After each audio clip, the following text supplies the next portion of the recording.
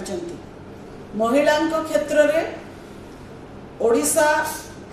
BJP Bharatiya Janata party Odisha प्रदेश गोटे chargesheet जारी करचंती एवं 2019 रे मध्य जेतेबेले से माने अनुभव कले जे निर्वाचन हारिबा पई कि जाउचंती सेतेबेले मध्य गोटे चार्जसीट जारी करथिले बिना प्रमाण रे मंद उद्देश्य रखी भित्तिहीन एवं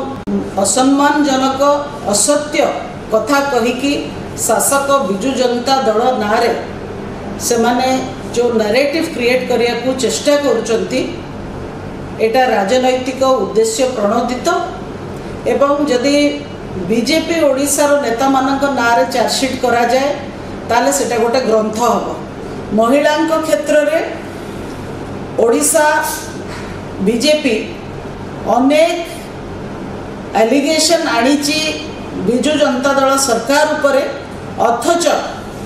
ओडिशार स्थिति अनेक बीजेपी शासित राज्य ठारू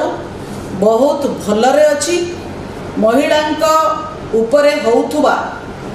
अत्याचार बा अपराध रे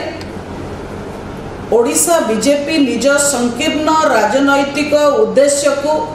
आगे रखी संपूर्ण भाव भूली जाउचंती को भली भाव रे बीजेपी शासित राज्य रे महिला मानक